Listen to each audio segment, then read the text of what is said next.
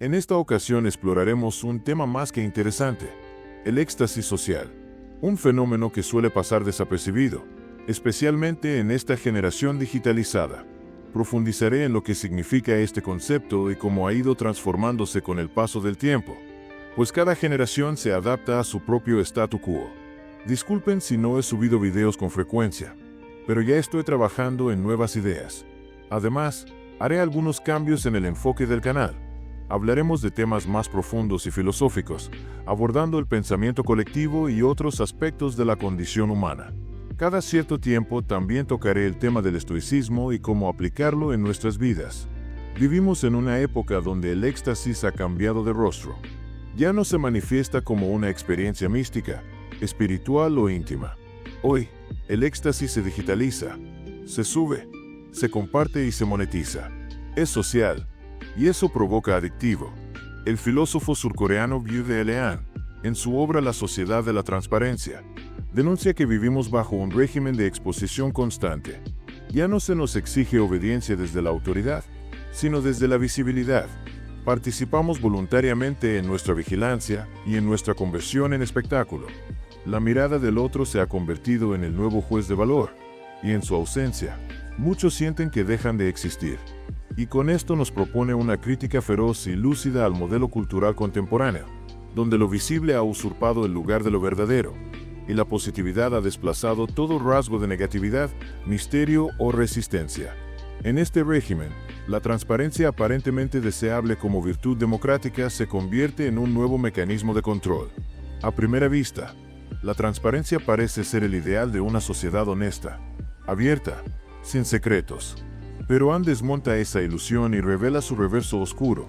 Cuando todo se expone, cuando todo debe ser visto, ya no hay espacio para la confianza, el pudor o la libertad real. La transparencia, en vez de empoderar, debilita al sujeto.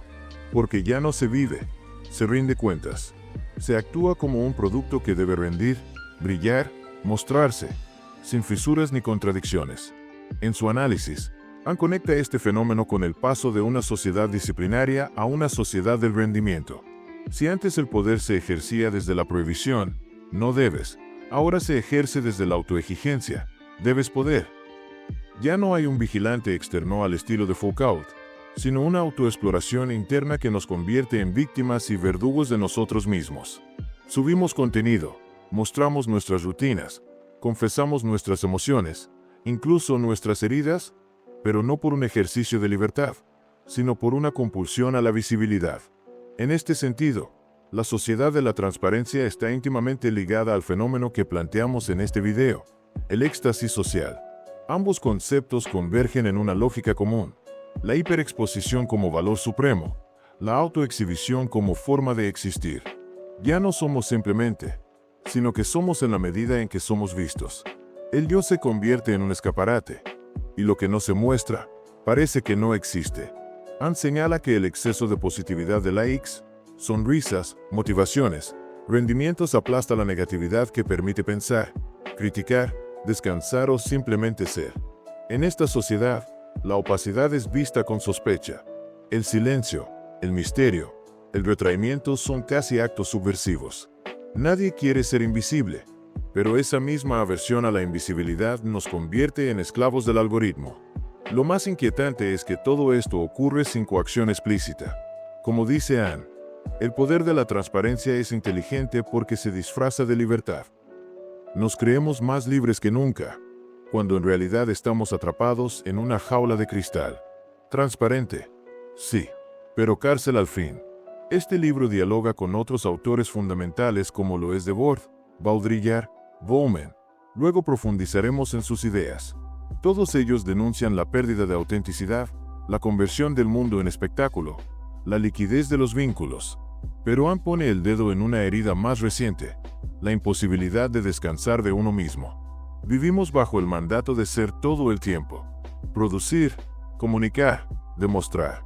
La transparencia total se convierte en una exigencia agotadora. A una sociedad más cansada, tal vez, como sugiere el propio Han, necesitamos recuperar el valor del secreto, de la sombra, de lo no dicho.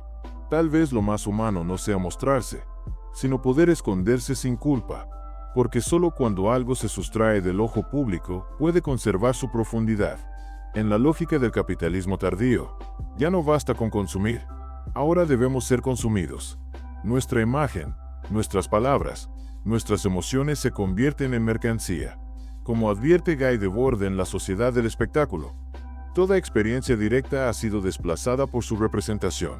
Todo se vuelve espectáculo, y el individuo, un actor que actúa para un público invisible pero crucial, la audiencia digital. Esta lógica lleva a una forma de éxtasis que no nace del encuentro con lo sagrado ni con el otro, sino de la hiperexposición del yo. Es un éxtasis vacío, lleno de estímulos, pero carente de sentido. Jean Baudrillard lo definía en su teoría del simulacro.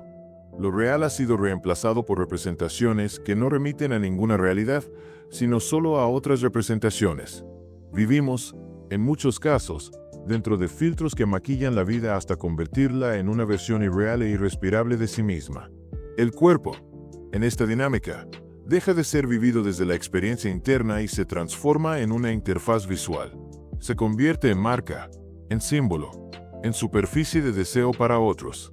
Duns-Leand retoma esta idea en La agonía del Eros, donde señala que la sociedad ha eliminado la otredad, la diferencia, lo incómodo. Lo único que interesa es lo que puede ser visto, medido y optimizado. El Eros, que es el encuentro con el otro verdadero, ha sido desplazado por un narcisismo viral. Este éxtasis social también implica una forma de sufrimiento. Zygmunt Bauman, en su análisis sobre la modernidad líquida, advierte que nada es estable. Las relaciones, los valores, las identidades. Todo está en constante movimiento, lo que genera ansiedad, miedo al olvido, pánico a la invisibilidad. Cuando tu valor depende de las métricas sociales likes, compartidos, visualizaciones, entonces tu estabilidad emocional depende de un algoritmo. Es una sensación muy extrañarla pensarla e incluso vacía a saber que esto es así. Lo más inquietante de esta condición contemporánea es que ya no hay un afuera claro. No existe una frontera firme entre lo íntimo y lo público, entre lo personal y lo performativo. El yo se vuelve una interfaz continua, un feed sin pausa que debe actualizarse o desaparece. El silencio se convierte en ausencia, y la ausencia en fracaso. Franco Berardi, en su obra La fábrica de la infelicidad, habla de cómo la subjetividad contemporánea ha sido colonizada por los flujos del capital. La hiperconectividad y la presión de la productividad constante no solo desgastan el cuerpo, sino también el alma. El burnout no es una excepción, sino una consecuencia lógica de una vida dirigida por la necesidad de ser visibles, útiles, consumibles. Incluso el sufrimiento ha sido estetizado, algo comercial. Las redes sociales nos permiten mostrar nuestras lágrimas con el filtro adecuado. En la pose perfecta, la tristeza ya no se oculta, pero tampoco se vive plenamente. Se representa. Susan Sontag, al hablar de la fotografía del dolor, ya advertía del riesgo de volvernos espectadores anestesiados del sufrimiento ajeno. Hoy, somos también espectadores de nuestro propio padecimiento. No se trata de demonizar la tecnología ni las redes sociales. Se trata de preguntarnos, ¿qué tipo de humanidad estamos construyendo si el ser se mide por el parecer? ¿Qué ocurre cuando el silencio se vuelve sospechoso? Cuando la intimidad parece inútil, cuando la profundidad es reemplazada por la inmediatez. Recuperar la introspección no significa desconectarse por completo del mundo digital. Significa reconectarse con lo esencial. Significa poder mirarse en la necesidad de mostrar, poder sentir sin tener que explicar. Significa, como decía Blaise Pascal, aprender a estar solos en una habitación sin desesperarse. El estoicismo moderno puede ser una vía para resistir esta cultura del éxtasis social.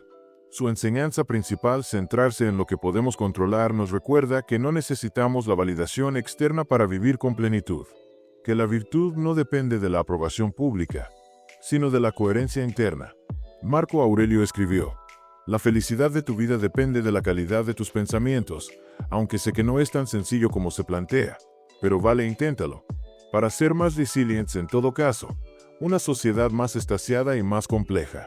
Éxtasis social es, en el fondo, un grito colectivo por ser reconocidos, amados, valorados. Pero quizás la pregunta más importante que podemos hacernos no es cómo ser vistos, sino cómo ver. No cómo ser amados, sino cómo amar. Porque solo cuando dejamos de actuar para el público y comenzamos a vivir para el alma, recuperamos el verdadero sentido de estar vivos. Si te agradó este análisis, resumen o interpretación de alguien que llegó a ese hueco en el pecho y pensarlo, podrías suscribirte a este canal. Comentar qué crees de este tema me ayudaría a seguir creciendo este canal. Además, seguiré trayendo mucho más de estos pensamientos. Te agradezco por llegar al final del video. Conmigo será hasta la próxima.